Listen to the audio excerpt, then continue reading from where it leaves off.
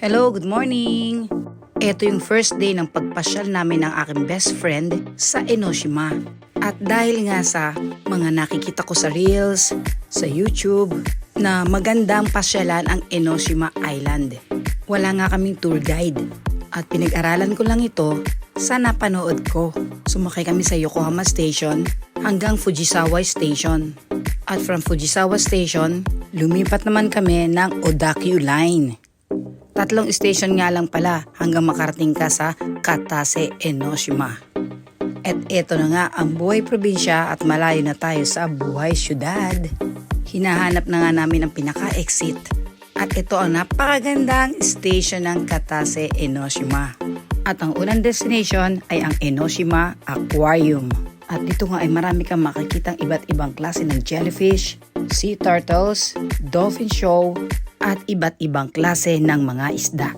At mula rito sa aming kinatatayuan at sa ganda ng sikat ng araw ay kitang-kita namin ang kagandahan ng Enoshima. Pumasok na nga tayo sa loob para makita na natin ang napakagandang loob ng aquarium na ito. Ang ganda ng mga bato ng dagat at nadaanan namin dito ang mga information kung ano-ano ang aming makikita dito sa loob. Let's go!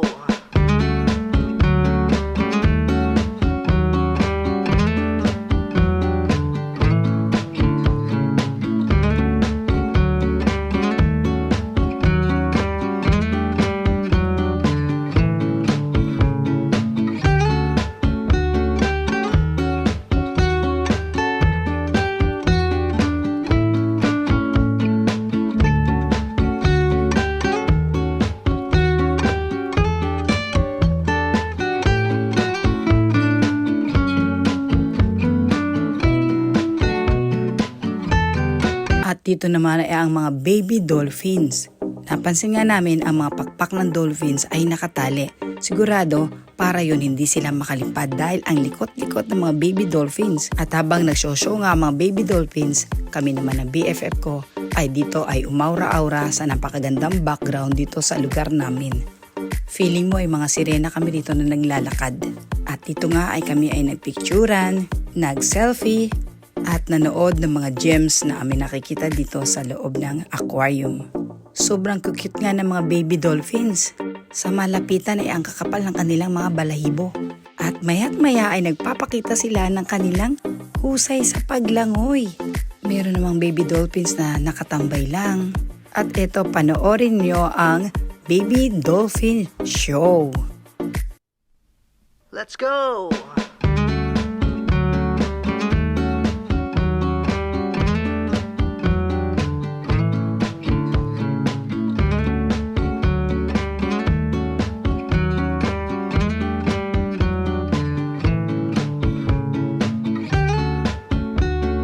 At dito naman ay ang Champagne Tower.